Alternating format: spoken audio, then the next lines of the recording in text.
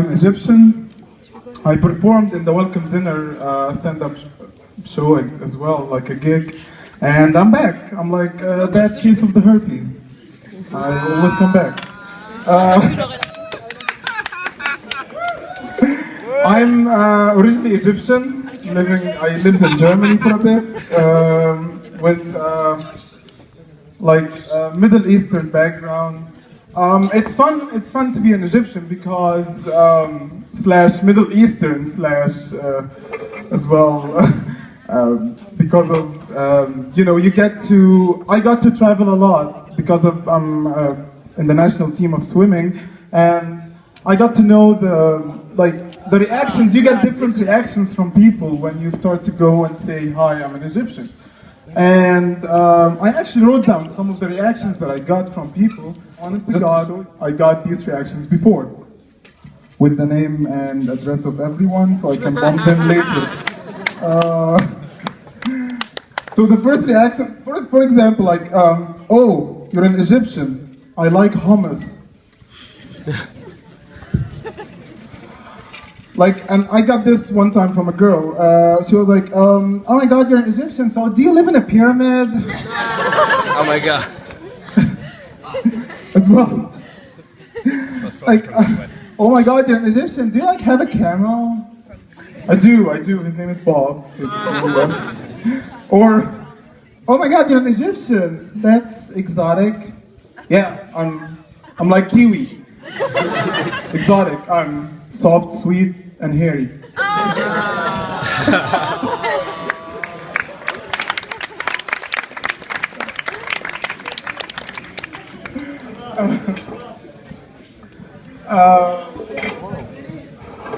But it's fun. It has been fun, especially being like a Middle Eastern slash Muslim guy in Europe. And I got my parents are very religious as well, and I got a couple of German friends coming and visit me in Egypt, and they came into my house, and I'm like, my parents were praying, and praying, it involves lots of moving, and they go on the ground, and then as soon as they came, I'm like, "Hi, Mr. and Mrs. Ismail, how are you?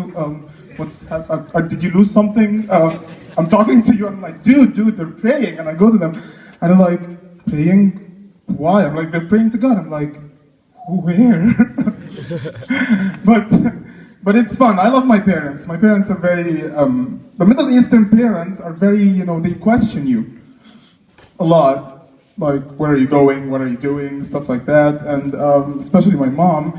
And, but I love her. But she's like, when I even try to make a joke to her, she doesn't laugh. She questions it. And she kills it because she sees me as her son. So I'm like, "Hey Mom, why did the chicken cross the road?" And she goes, "Well, who let out the chicken?" And I'm like, "Mom, it's a joke." "No, it's not a joke. Do you know how much a chicken costs?" Like, "Oh, Mom, please." It's good as well to be in such a big diverse, between such a big diverse of people, and then coming from different places, you get the sense of the different accents. And one of the accents that I think it's very friendly is the Indian accent. And because you cannot scare anyone by having an Indian accent, it's very friendly. I mean, but one time I met an Indian guy who was from England, and he was like, I told him I'm from Egypt, and he was like, "Well, that's amazing, dude. That's amazing. You're from Egypt. That's amazing." I'm staring at him like this, and he was like, "Dude, you're staring," and I'm like, "Well, your face and the accent, it doesn't match." He's like, "Well, because I'm Indian." But well, the Indian accent is very friendly. I mean, imagine a hardcore situation. Imagine a bank robbery. You have to have authority. You have to come with the gun blazing, like, "Yo, I said get down on the ground, now get your ass on the ground." I can't imagine an Indian person like, "Would you please put the money in the bag?" "Why are you laughing? This is not funny. I am going." And then he goes to his friend in the car, and he's like, "Where is the money?" Like, they were laughing. I'm like, "Did you show them the gun?" "I showed them the gun." "Why do you have a laptop?" "They thought I was tech support."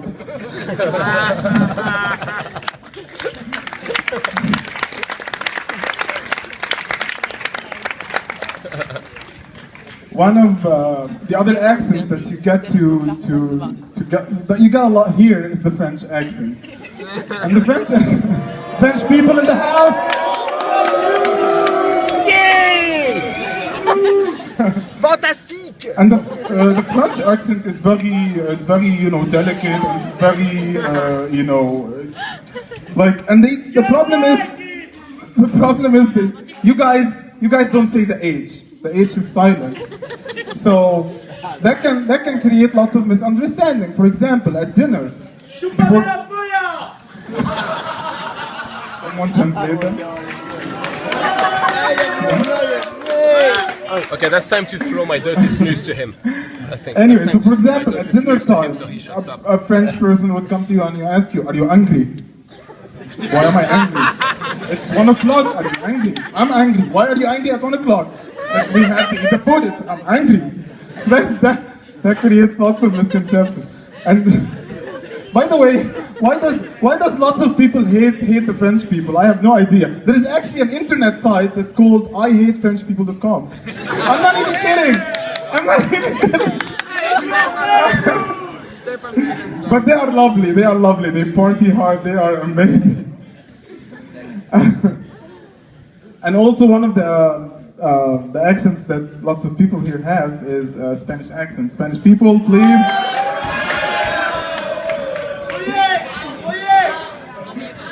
No, I'm not going to say anything bad. Well, come on. So the Spanish accent, there's difference between a guy coming from Spain speaking Spanish and the Latin Americans who speak Spanish.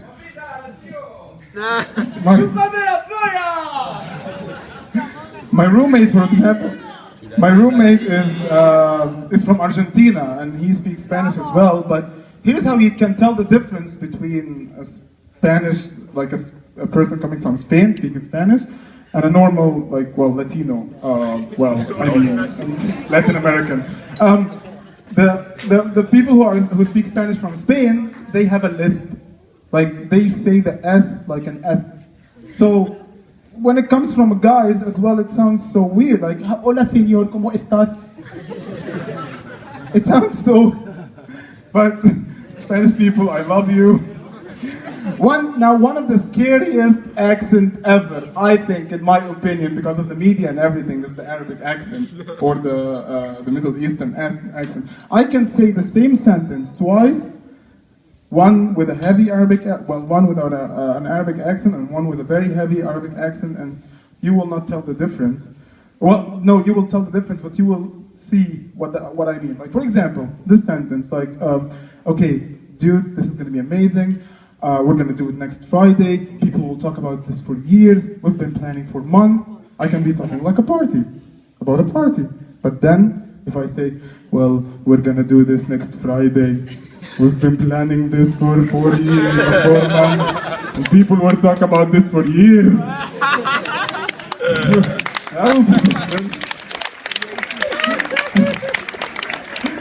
All about the accent. One last story that I want to share with you is, the food is here. Okay.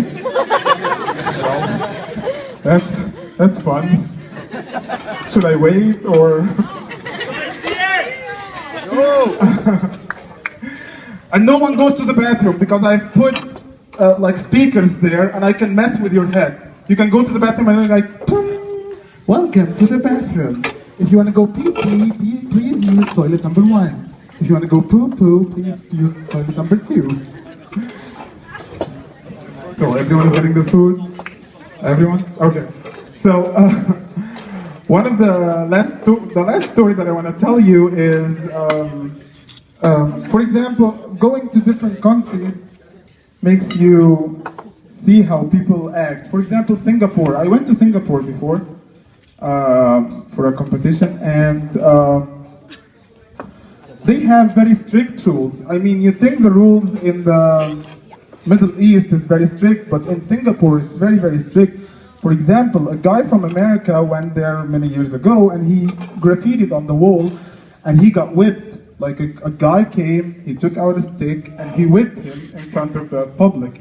And they don't whip you like in an amount like number of whips, like for each letter 3 whips. No, he whips you until he knows that you've learned the lesson. That's very hardcore. So if you caught smuggling drugs into Singapore, the penalty is death. And they show you that while you're going to the airport.